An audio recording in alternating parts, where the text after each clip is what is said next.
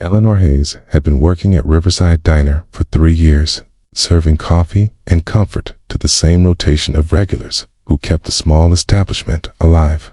At 26, she had bigger dreams than wiping down red vinyl booths and refilling coffee cups. But life had a way of adjusting your expectations. Her mother's medical bills had seen to that. She wore her blonde hair pulled back in a neat ponytail, her light blue uniform shirt tucked into a red skirt that had seen better days, and a smile that never quite reached her tired eyes anymore.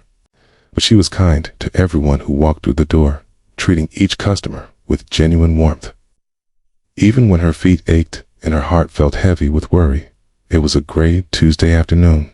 It's the kind of day when the diner was nearly empty, except for a few stragglers nursing their coffee between the lunch and dinner rush.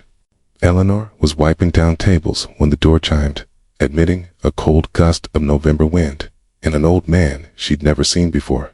He looked to be in his late 60s, with silver gray hair that needed a trim and wearing a worn brown jacket that had patches on the elbows. His shoes were scuffed, his pants a bit too short, and he carried himself with the uncertain posture of someone who wasn't sure they belonged. He chose a booth by the window and sat down heavily, as if the act of walking had exhausted him. Eleanor grabbed a menu and a glass of water, approaching his table with a professional smile firmly in place. "Good afternoon, sir. Welcome to Riverside Diner. Can I start you off with some coffee?" The old man looked up at her, and Eleanor was struck by his eyes. They were a sharp, intelligent blue, at odds with his shabby appearance. There was sadness in them too, a deep weariness that she recognized because she saw it in her own mirror every morning. "Coffee would be wonderful," he said, his voice cultured despite his appearance. "And perhaps a sandwich, if it's not too much trouble." "No trouble at all," Eleanor assured him, pouring his coffee. "Special today is turkey and Swiss on rye. Does that sound good?" "It's perfect," he said, wrapping his weathered hands around the warm cup as if drawing strength from it. Eleanor put in his order and returned to her other duties, but she found herself glancing at the old man periodically. He sat alone, staring out the window at the traffic, occasionally sipping his coffee with a contemplative expression. A kid. There was something about him that tugged at her heart, though she couldn't say exactly what. When she brought his sandwich, he ate slowly, savoring each bite in a way that made her wonder when he'd last had a proper meal. She refreshed his coffee without being asked, "K," and he thanked her with genuine gratitude that most customers never bothered with. Finally, he finished eating and signaled for the check. Eleanor tore it from her pad and placed it face down on the table, as was her habit. "Thank you for your kindness, miss," the old man said, reaching into his pocket. His face fell as he patted his other pockets, then checked his jacket. A look of distress crossed his features. "I'm terribly sorry, but it seems I've lost my wallet. I was certain I had it when I left the house this morning." Eleanor saw the genuine embarrassment and shame on his face. She'd dealt with plenty of people trying to skip out on their bills over the years, and this wasn't that. This was an old man who'd made an honest mistake and was mortified by it. She glanced at the check, $7.50, including the coffee, without hesitation. Eleanor reached into the pocket of her apron where she kept her tips. She pulled out a crumpled $5 bill and 3 singles, money she'd earned that day through smiles and service, and placed them on the table. "It's taken care of," she said gently. "Don't worry about it." The old man stared at the money, then up at her face. "I couldn't possibly accept this. You've worked hard for these tips, and you need a meal more than I need $8, Eleanor said firmly. "Please, it's no trouble. Everyone needs a little help sometimes." His eyes filled with tears. "You're very kind. May I ask your name?" "Eleanor Hayes," she said, extending her hand.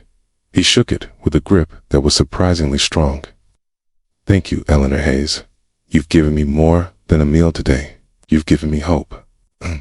The old man left, and Eleanor went back to work, not thinking much more about the interaction beyond a fleeting hope that he'd be all right.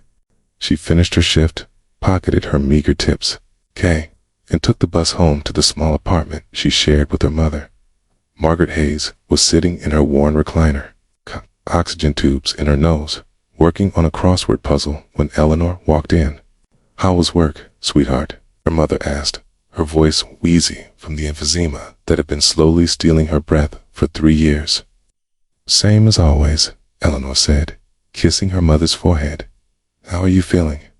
"You know me, still kicking." Margaret smiled, but Eleanor could see the exhaustion in her eyes. The way even sitting up seemed to take effort. The medical bills were crushing them. Even with insurance, the co-pays and medications cost more than Eleanor made at the diner. She'd taken out loans, maxed out credit cards, sold everything of value they owned. She was treading water, and they were both slowly drowning.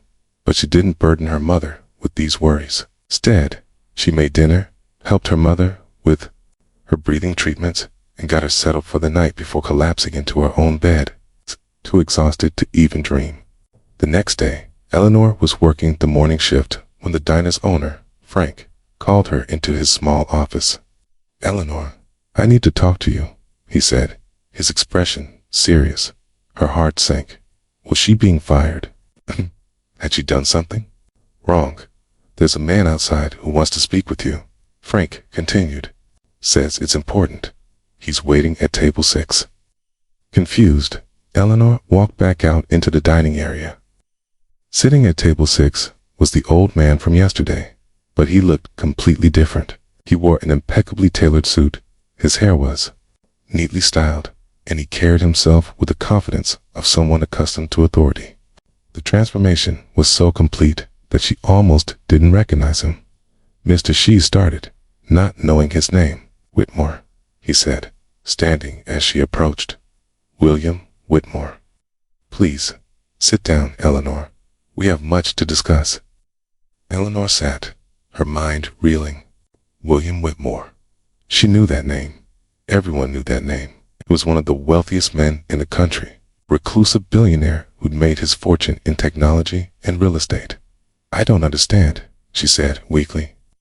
"Yesterday, I came into your diner disguised as someone down on their luck," William explained, his voice gentle. "It's something I do periodically, testing the character of strangers. You'd be surprised how poorly people treat someone they perceive as having no value, no status, no money to benefit them." Eleanor felt a flicker of anger. "So, it was a test. You were playing games with people." "Not games," William said seriously. "A search. Eleanor, I'm dying. Pancreatic cancer. Stage 4. Have perhaps 6 months left, maybe less. I've built an empire worth billions of dollars, and I have no one to leave it to. No children, no family I care about, no one who sees me as anything other than a bank account." He paused, his eyes meeting hers with intensity. "I've been searching for someone worthy. It's not someone who wants my money, but someone who has the kind of character that money can't buy. Someone compassionate, generous, selfless. Someone who would give their last dollar to help a stranger, even when they could barely afford to." Eleanor's hands were shaking. "Why are you telling me this?" "'Cause yesterday, you passed a test that 97 other people have failed over the past 3 months, William said. "I've visited 97 restaurants, cafes, and diners, always playing the same role, always presenting the same situation. Do you know how many people offered to pay for my meal? 3. And of those 3, you were the only one who did it without hesitation, without making me feel like I was accepting charity, without expecting anything in return." He pulled out an envelope and placed it on the table between them. "Eleanor Hayes, I would like to make you my heir. My entire estate, all of my holdings, everything I've built, I want to leave it to you. Not just the money, but the foundation, the companies, the ability to do real good in the world. Okay? But there's a condition." Eleanor stared at the envelope, unable to process what she was hearing. "What condition?" "Marry me," William said simply. Not for love. I'm not delusional enough to expect that from a woman your age when I'm an old man with one foot in the grave. But marry me so that legally everything transfers to you without question, without my distant relatives crawling out of the woodwork to contest the will. Marry me so I can spend my last months knowing that my legacy will go to someone who will use it well. Marry me and let me help you save your mother. Eleanor's head snapped up. How do you know about my mother? Kay, did my research after yesterday, William admitted. Eleanor, you're drowning in medical debt, working yourself to exhaustion trying to keep your mother alive. With my resources, we can get her the best care available. We can give her more time, better quality of life. Kay, when I'm gone, you'll have the means to help not just your mother, but thousands of other families in the same situation. This is insane, Eleanor whispered. You don't even know me. I know enough, William said. I know you're kind to strangers. I know you give what little you have to those who have less. I know you work yourself to the bone, taking care of your mother without complaint. I know you haven't bought yourself new clothes in 2 years because every penny goes to medical bills. I know you're drowning, Eleanor, and I'm offering you a lifeboat. He pushed the envelope closer to her. This contains a check for $500,000, available immediately, no strings attached. Take it, use it for your mother's care, and think about my proposal. You don't have to decide today. But Eleanor, I'm running out of time, and I suspect your mother is too. Eleanor opened the envelope with trembling hands and saw the check. $500,000, made out to her name, signed by William Whitmore. Why? She asked, tears streaming down her face. Why me? There must be thousands of people worthier than me. Psst, worthy people don't think of themselves as worthy, William said with a sad smile. That's how you know they actually are. Eleanor, I've lived 72 years on this earth. I've built companies, made billions, met presidents and kings. And in all that time, I forgot what really mattered. I forgot about kindness, about basic human decency, about treating everyone with dignity regardless of their station in life. He reached across the table and took her hand. Yesterday, when you paid for my coffee and sandwich, when you looked at me with genuine compassion instead of pity or disgust, you reminded me of who I used to be before success made me cruel. You reminded me that there's still goodness in the world, and I want to spend my final months ensuring that goodness is rewarded, that it can spread and grow and make a real difference. Eleanor looked at this old man, this dying billionaire who was offering her a fairy tale solution to her desperate problems, and she saw the loneliness in his eyes, the regret, the desperate need to leave something meaningful behind. Can I think about it? She asked quietly. Of course, William said. Take the check regardless. Get your mother the care she needs. And when you're ready, call me. He handed her a business card with his private number. Whether you accept my proposal or not, that money is yours. Consider it payment for the best $8 meal I've ever had. Over the next week. Eleanor used the money to get her mother into a specialized treatment program, to pay off their most crushing debts, to finally breathe without the constant weight of financial panic crushing her chest. And she thought about William's proposal. She researched him thoroughly, learning about his companies, his reputation, his charitable foundation that had been largely dormant since his wife had died 15 years ago. She learned that he was known as brilliant but cold, successful but isolated, wealthy beyond measure, but reportedly lonely. She thought about what it would mean to marry him, to spend his final months by his side, to inherit responsibilities beyond anything she'd ever imagined. And she thought about the good she could do with those resources, the families she could help, the difference she could make. 3 days after her mother came home from the hospital, already showing improvement from the new treatments, Eleanor called the number on the card. I'll do it, she said when William answered. I'll marry you. Not for the money, but because I think maybe we can help each other. You need someone to care about you at the end, not your bank account, but you as a person. And I need someone to help me save my mother, and maybe, someday, help other people save their families too. William was quiet for a long moment. You're sure? Eleanor, you're young and beautiful. You could have a real marriage, children, a normal life. Nothing about my life has been normal for a long time, Eleanor said. And maybe this is exactly what both of us need. They were married quietly 2 weeks later in a simple ceremony at the courthouse. William moved Eleanor and her mother into his estate, a sprawling property with its own medical facilities where Margaret could receive round-the-clock care.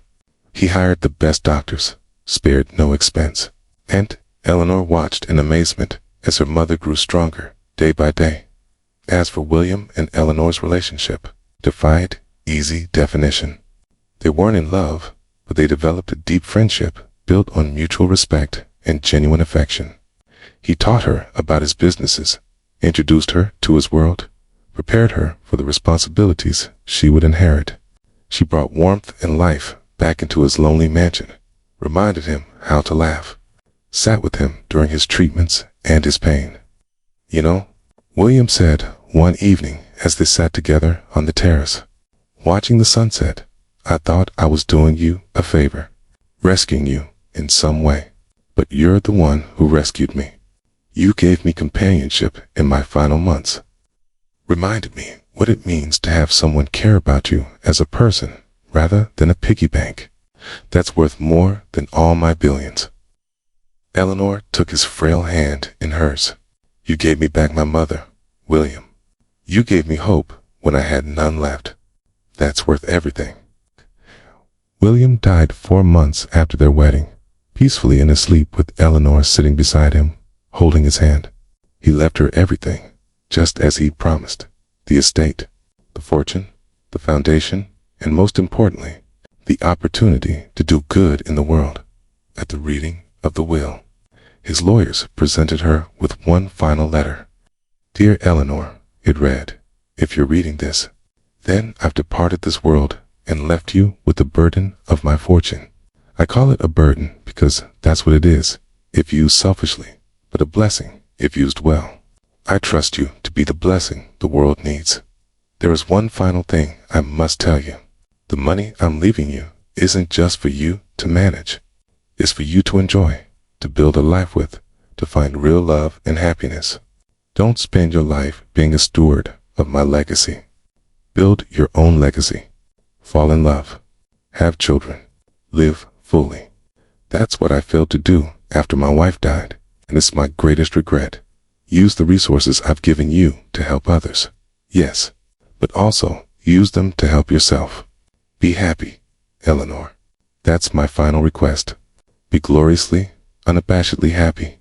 You deserve it. With deepest gratitude and affection, William. Eleanor sat in the lawyer's office, tears streaming down her face, and made a promise to honor William's final wish. She threw herself into the foundation, establishing programs to help families facing medical debt, creating scholarships for young people from difficult circumstances, building community centers in underserved neighborhoods. She worked tirelessly, but she also learned to live.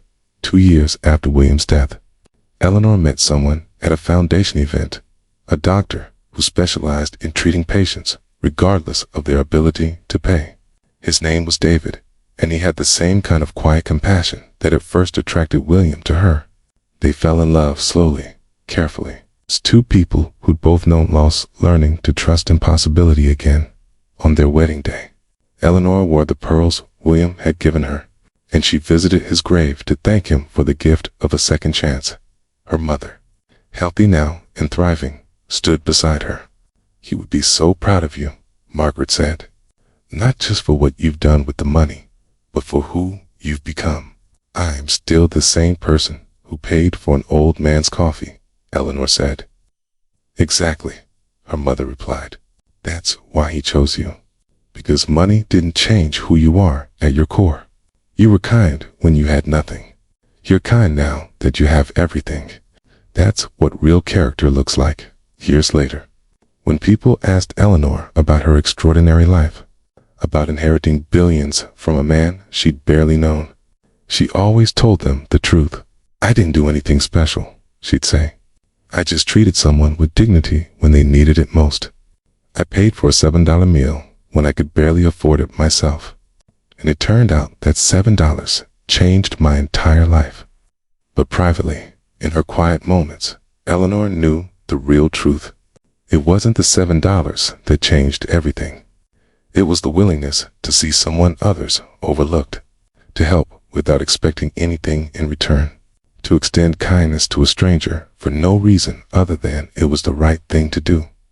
William had been testing for character, and she'd passed, not because she was trying to pass, but because genuine kindness doesn't perform for an audience. It simply acts. And sometimes, when you act with authenticity and compassion, the universe responds in ways you could never predict. Sometimes, the person you help turns out to be someone who can help you back in extraordinary ways. But even if they can't, even if they're just an old man with no wallet and no prospects, the kindness still matters. The gesture still counts. The humanity still shines through, because in the end, we're not measured by what we have or what we achieve. We're measured by how we treat others when we think no one important is watching. We're measured by whether we extend a hand to those who can't repay us. We're measured by the kindness we show to strangers who cross our path. Eleanor had passed that test without knowing she was being tested. And in doing so, she'd changed not just her own life, but the lives of thousands of others who benefited from the foundation she built in William's name, all because of a $5 coffee and a simple recognition that everyone deserves dignity, compassion, and kindness, regardless of how they're dressed or what they can afford. If this story touched your heart, please like, share, and subscribe for more heartwarming tales of unexpected kindness and life-changing generosity. Leave a comment below about a time when a small act of compassion had bigger consequences than you expected.